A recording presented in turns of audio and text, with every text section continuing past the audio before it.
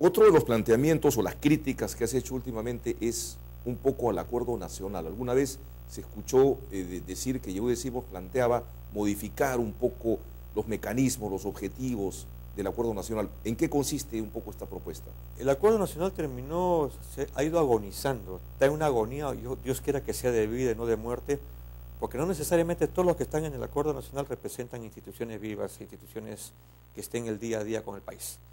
Segundo, no ha sido consultada en muchos temas. El acuerdo nacional debió ser, por ejemplo, una institución fundamental en los problemas de la Amazonía y en los problemas de Bagua. Ellos debieron ayudar. No tienen mando, digamos, no tienen poder decisorio, son un ente... Yo creo que sí, lo que pasa es que los peruanos y las instituciones muchas veces ninguneamos a las instituciones. Creamos el acuerdo nacional con políticas nacionales como un acuerdo de todos los partidos políticos, lo cual fue una maravilla, fue realmente ejemplar, pero que terminó cuando entramos ya a los nuevos gobiernos. O sea, se lanzó cuando hubo los problemas con el gobierno del señor Fujimori. Luego ha ido decayendo. El acuerdo nacional ya no es una institución que tenga voz y que se escuche. Entonces hay que reforzarla, no hay que perderla. Yo siempre he dicho que España para mí es un ejemplo con lo que significó el Pacto de la Moncloa. España en 1980 al 90 eran los 8 países más pobres de Europa.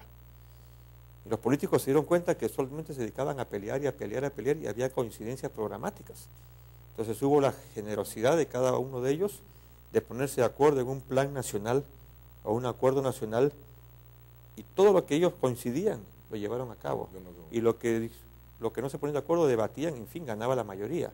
Y España llegó a ocupar los 8 primeros lugares de desarrollo económico de Europa. Entonces es lo que le está faltando al Perú. Nuestro país es un país donde todo el mundo se insulta, todo el mundo procura que el rival desaparezca y no procura darle la mano al rival convenciéndolo que la causa de uno es mejor que la de ellos. Entonces tenemos que aprender a conversar, a dialogar, a no asustarnos cuando un político sirve, por ejemplo, a otro gobierno por necesidad de la democracia. Fíjate, yo he sido muy amigo del presidente Toledo.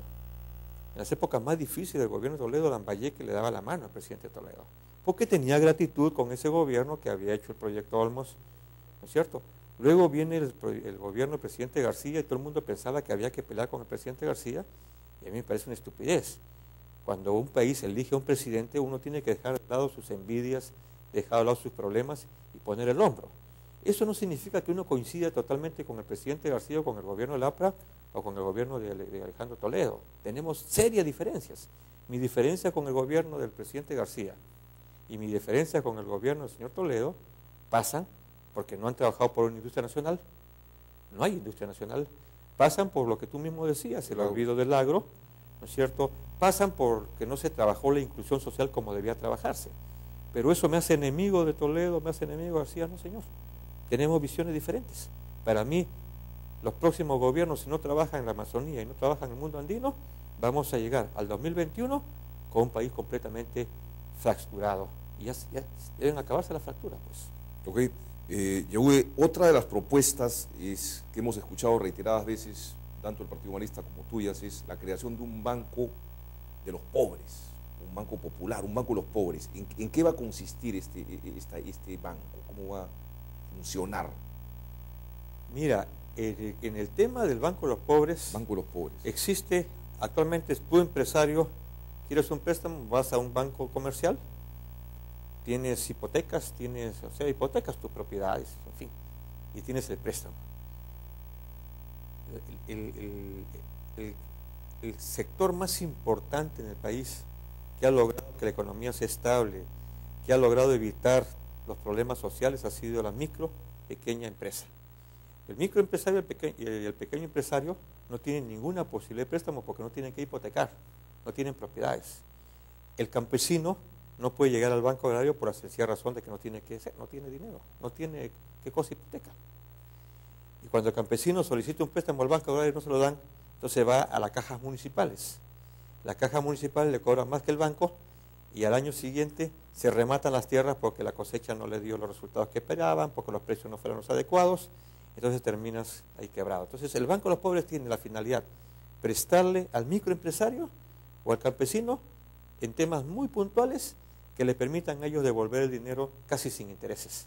Esto ha significado un premio Nobel de la Paz a un economista hindú.